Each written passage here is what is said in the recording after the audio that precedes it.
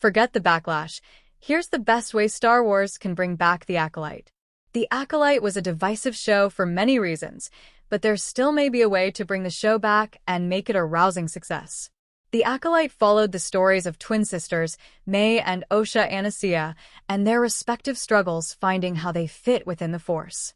The show had an interesting concept and a good cast, including Amandla Stenberg, who played both May and Osha, along with the Good Place alum Manny Jacinto. The Acolyte was unique because it tackled a time period that had never been seen before on screen, the High Republic era. The show brought in a major character from the High Republic books, Jedi Master Vernestra Rue, and even had cameos by other Jedi like Yoda and Ki-Adi-Mundi. Despite this, the show constantly faced backlash, with some individuals even going after actors from the show and criticizing them. However, it was clear that the cast and crew of The Acolyte were extremely proud of the product, which makes its cancellation even more devastating. One of the biggest criticisms by audiences was that The Acolyte was too woke because it included a diverse cast and had a coven of gay witches. On the surface, it's easy to say that Disney chose to cancel The Acolyte because the negative voices became too loud and they didn't want to deal with it, but that isn't the whole picture. While The Acolyte did favor well with audience members who didn't review bomb it, the initial viewership was low. Low viewership paired with a high price tag for creating each episode likely led to the hasty decision by Disney. However, recent data suggests that The Acolyte's cancellation was likely a hasty and poor decision. The Acolyte has been retaining a strong sense of demand, and the viewership has been consistent since The Acolyte aired its Season 1 finale. With this data in mind, it seems that The Acolyte has a strong fan foundation that would likely lead to success in the future if the show's cancellation was reversed. So, despite all the backlash, there is actually a clear path forward for The Acolyte to return and be better than ever. Like most other Star Wars television shows, The Acolyte featured 8 episodes of varying length, though the average episode length was about 41 minutes.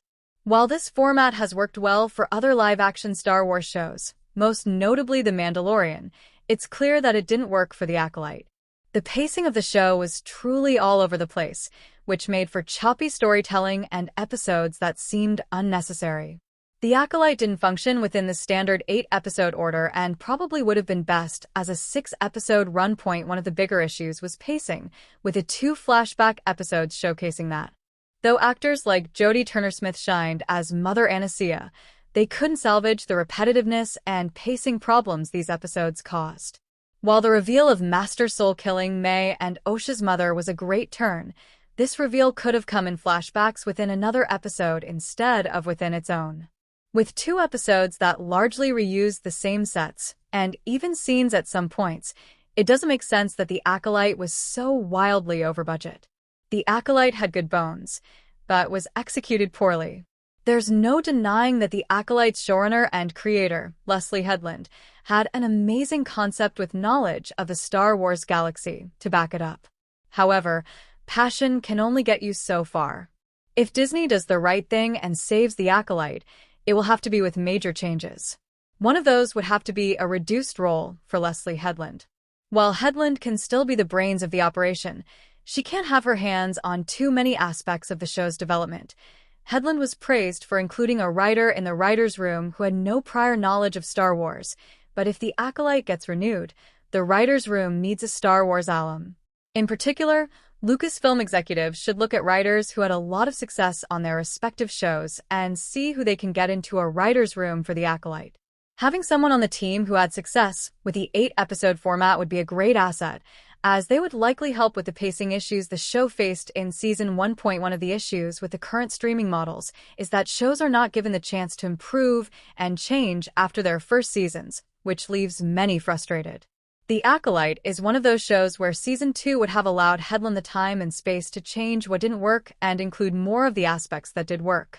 Having other Star Wars alumni step in and help take Leslie Headland's fantastic ideas and put them into a script that works with a format Lucasfilm is looking for would make the difference. The foundation for good storytelling is all over The Acolyte Season 1, and there's no doubt that refining those aspects would make for a show that is even more beloved by the Star Wars fanbase. The story and main plot lines weren't the problems in The Acolyte, and that should be the show's guiding light if it's ever greenlit for another season. It's unclear if cast members like Stenberg or Jacinto would want to return, but if they do, there's little reason for Disney to not consider saving the Acolyte. With characters like Darth Plagueis being teased in the Acolyte's finale, it's clear that there are the makings of a fantastic story that can recanonize aspects of Legends fans desperately want.